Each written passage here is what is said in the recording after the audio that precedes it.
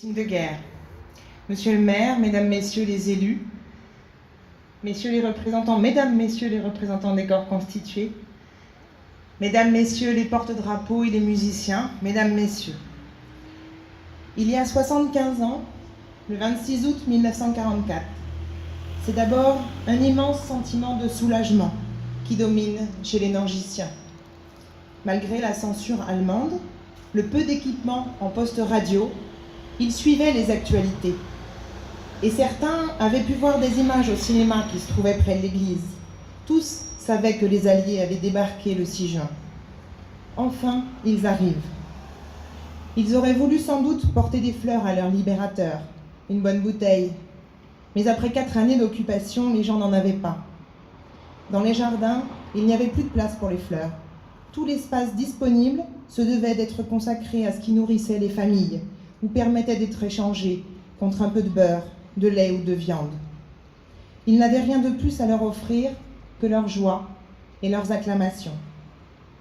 C'est d'abord le bruit des blindés, les chenilles sur les routes pavées et difficilement entretenues pendant l'occupation. Un bruit métallique terrible, mais un bruit de soulagement. Depuis quelques jours, les troupes allemandes traversaient la ville en ordre de plus en plus dispersé. Et celui qui laissait son vélo sur le trottoir avait toutes les chances de ne pas le retrouver, volé par un soldat en déroute. D'abord, prudemment, les Nangisiens regardent. Ils sortent accueillir ces soldats.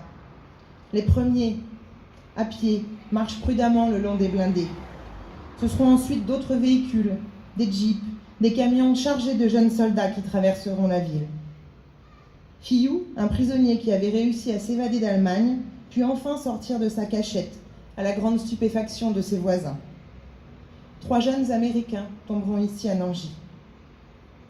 Les jours qui précédèrent, comme ceux qui suivirent pour la libération de la Seine-et-Marne, seront tous émaillés de combats, d'accrochages, où de jeunes Américains laisseront la vie, comme l'a rappelé le colonel Tavernier tout à l'heure. Sur les photos de ce jour-là, on remarque qu'il y a beaucoup de femmes, et pour cause.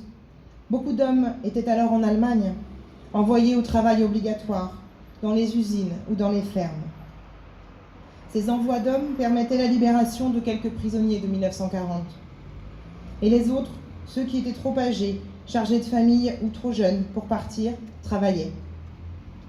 Daniel Trameau, un de nos anciens combattants qui pouvait être là aujourd'hui, était à l'usine ce jour-là, à la sucrerie.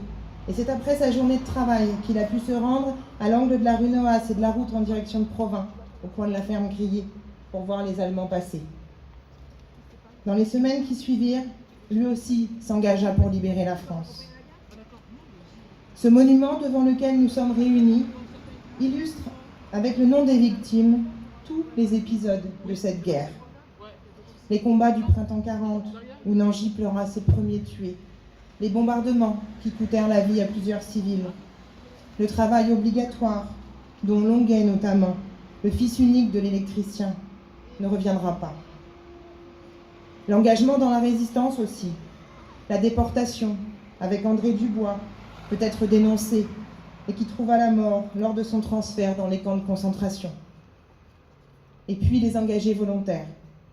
Car la libération de Nangy marquait aussi la possibilité pour les jeunes les plus vaillants et les plus courageux de s'engager pour poursuivre les combats de la libération de tout le reste de notre pays.